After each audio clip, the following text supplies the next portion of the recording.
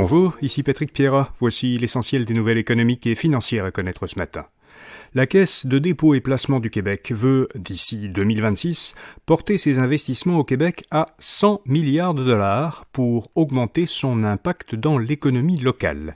C'est ce qu'a annoncé le PDG de la Caisse, Charles Hémon. Au 30 juin, la CDPQ détenait des investissements au Québec de 78 milliards de dollars, ce qui représentait environ 1/5 de son actif total de 392 milliards.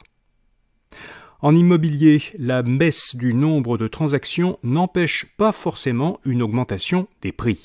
La hausse des taux d'intérêt semble avoir freiné les marchés immobiliers de Québec et Montréal, selon les dernières données de l'Association professionnelle des courtiers immobiliers du Québec, l'APCIQ. Par rapport au même mois de l'an dernier, le nombre de transactions a chuté en novembre de 24% à Québec et de 38% à Montréal. Et depuis mai, les prix ont aussi diminué de 1,5% à Québec et de 10% à Montréal. Pourtant, les vendeurs ont encore l'avantage, assure l'APCIQ. Elle croit même que les prix pourraient encore augmenter à Québec, parce que Québec a été à l'abri des dérives d'une surchauffe excessive durant la pandémie et parce que les conditions y demeurent tendues et à l'avantage des vendeurs, croit l'association. L'association des courtiers croit aussi que le marché de Québec est l'un des rares dans la province qui n'a peut-être pas encore atteint son sommet de niveau de prix. À Montréal, le marché demeure aussi à l'avantage des vendeurs, mais surtout pour les propriétés qui présentent un bon rapport qualité-prix. Le ralentissement dans le secteur du bâtiment se fait sentir dans la valeur totale des permis de bâtir.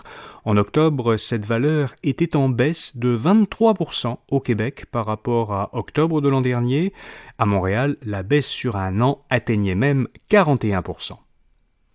Manon Brouillette, une ancienne PDG de Vidéotron, n'est plus PDG de la division consommateur de Verizon, le deuxième plus grand fournisseur américain de services de télécommunications.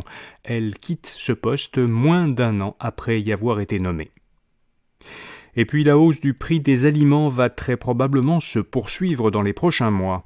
Il pourrait augmenter de 5 à 7% dans l'ensemble du Canada l'an prochain, selon un rapport produit conjointement par 4 universités canadiennes. Le rapport prévoit les fourchettes d'augmentation de prix suivantes pour certaines catégories d'aliments.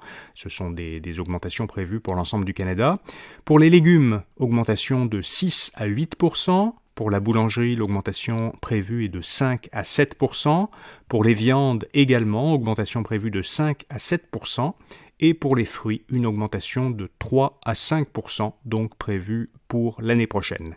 Les chercheurs expliquent ces hausses par les effets persistants de la pandémie, les problèmes d'approvisionnement, la guerre en Ukraine, les coûts de transport et de main-d'œuvre et les changements climatiques.